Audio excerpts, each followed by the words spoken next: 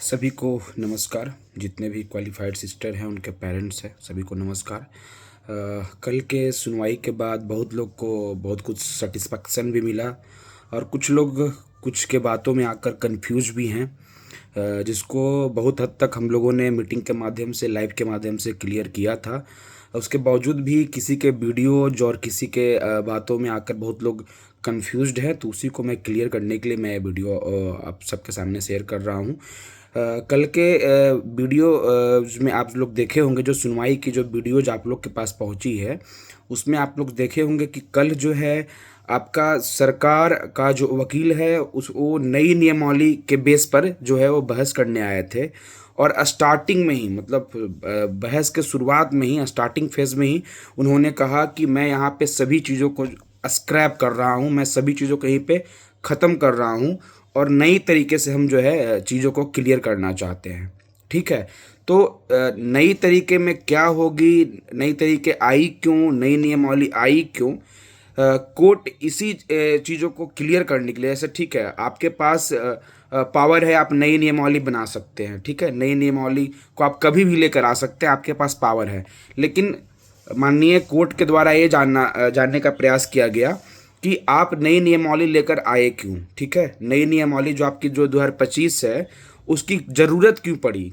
क्योंकि आप already SLP में आप ऑलरेडी काउंटर में लिख चुके हैं कि हम इस भर्ती प्रक्रिया को 2023 के नियमावली पे अंतिम पायदान पे लेकर आ गए हैं। आपने काउंटर में लिखा है, आपने एसएलपी में लिखा है, जैसा कि कोर्ट का भी मानना है। ठीक है, तो आपको 25 नियमावली में क्या ऐसा लाने का क्या ज़रूरत पड़ा? 25 नियमावली कितना भिन्न है 2023 नियमावली से, उसको जस्टिफाई करने के लिए माननीय न्यायालय के माध्यम से सरकार के जो सीनियर ऑफिसर हैं सेक्रेटरी लेवल से, उसको एफिडेविट सबमिट करने के लिए 2 सप्ताह का टाइम दिया गया।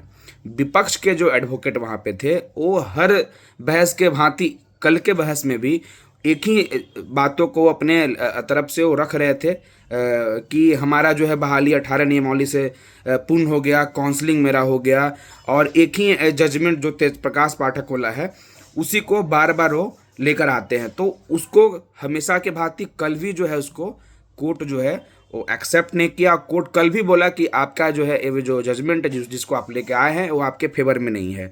उन्होंने ये भी कहा कि हमारी जो बहाली है 2018 नियमावली के तहत जो है वो पूर्ण हो गई है। उस पर भी कोर्ट ने भी जो इस चीज़ को एक्सेप्ट करने से मना किया, क्योंकि कोर्ट को भी ऑलरेडी पेपर के थ्रू और ऐसे भी वर्बली भी एक चीज़ क्लियर किया हुआ है कि जो भर्ती की जो प्रक्रिया है वो 2023 नियमावली से ही अंतिम पायदान पे, जैसा कि रिटेन में भी लिखा हुआ है। ऑलरेडी बीटीएससी का जो लेटर्स जारी हुआ था उसमें डॉक्यूमेंट वेरिफिकेशन के लिए उसमें ऑलरेडी लिखा हुआ है कि मेगा सूची कैटेगरी वार जो है इसको डॉक्यूमेंट वेरिफिकेशन करने के लिए जो है जारी किया जा रहा है। जो लिस्ट जारी हुआ था उसमें ऑलरेडी ये चीज़ लिखा हुआ है। तो कोर्ट सभी तरीके से क्लियर है।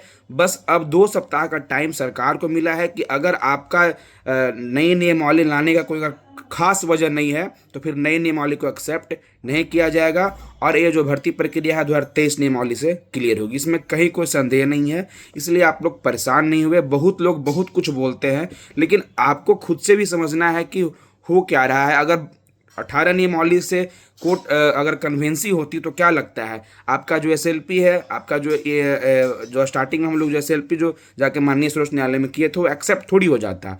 कोर्ट ने भी चीज़ों का एक्सेप्ट किया है। कल ऑलरेडी बहस में भी जज साहब के द्वारा ही बोला गया है कि आपने जो है 23 नियमावली से अंतिम पायदान में इस चीज़ों को क्लियर कर दिया, तो 25 नियमावली क्यों लेकर आए? ये सरकार के वकील से पूछा गया, तो सरकार के वकील ने बोला कि मैं जो हूँ वो रिटन एग्जाम के बेस पे इस बहाली को क्लियर करने के लिए एक नई नियमावली लाई हूँ। तो फिर 23 नियमावली में क्या रिटन एग्जाम आपका नहीं था? क्या आपका सीबीटी एग्जाम नहीं था? क्या एग्जाम के पैटर्न पे आपका जो है बहाली क्लियर नहीं हुआ है? यही सब जानने के लिए जो है रिटन में आपको एफिडेविट देने के लिए सरकार को 2 सप्ताह का टाइम मिला है।